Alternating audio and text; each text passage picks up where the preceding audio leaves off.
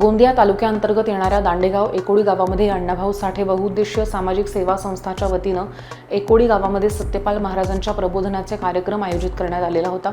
तर सत्यपाल महाराज आपल्या गावाशेजारीच प्रबोधन करण्यासाठी येतात, त्यामुळे आजूबाजूच्या गावातील लोकांनी सुद्धा त्यांना ऐकण्यासाठी मोठी गर्दी केलेली होती। तर सत्यपाल महाराजांनी 2 देशात युद्धजन्य परिस्थिती सुरू असल्यानं युवकांना व्यसनांपासून मुक्त राहून जागृत राहण्याचा सल्ला दिलेला आहे।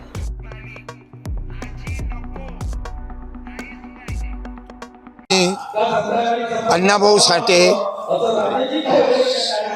संस्था समिती धन्यवाद देतो की त्यांनी हा कार्यक्रम ठेवला। पत्रकार असल्यामुळे जागृत आहेत तारणेजी आणि जागृत असल्यामुळे समाजातल्या अंधश्रद्धा, जातीयवाद, जुन्या रूढ्या, आता जे आपण परिस्थिती पाहून राहिलो युद्धाची, आता जरी भारतानं हमले कमी केले पण पाकिस्तानचे चालूच आहेत आणि अशा या कठीण परिस्थितीत माझा तरुण जागृत व्हावा।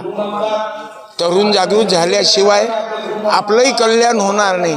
तुकडोजी महाराज सांगायचे, अग्नी भडकला युद्धाचा। तुकडोजी महाराजच्या काळात इंग्रजाचे पोलीस स्टेशन जाळून टाकले। म्हणून समाज जागृतीची आज नितांत गरज आहे।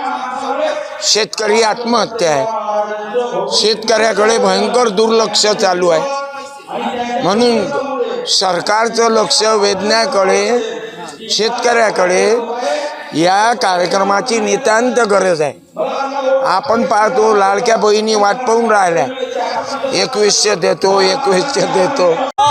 सत्यपाल महाराजीचा कार्यक्रम ठेवण्याचे कारण हे आहे की नवीन जो पिढी आहे त्यांना समाज प्रबोधनाची आज अत्यंत आवश्यकता आहे आणि त्या माध्यमातून लोकशाहीर अण्णाभाऊ साठे बहुउद्देशीय सामाजिक संस्था व समस्त गावकरी एकोडीच्या माध्यमातून सत्यपालजी महाराज यांचा कार्यक्रम ठेवण्यात आलेला आहे, ज्यामुळे नवीन पिढीला सत्यपालजी महाराजजी यांच्या सत्यवाणीची जाणीव व्हावी आणि जो तरुण पिढी म्हणजे चांगल्या मार्गावर जावे या उद्देशाने सदर कार्यक्रम ठेवण्यात आलेला आहे। किती लोक जवळपास या कार्यक्रमाला पाहण्यासाठी आले आहेत? या कार्यक्रमाला अंदाजे 3 ते 4 हजार सत्यपालजी महाराज यांचे प्रवचन ऐकण्यासाठी आलेले आहेत।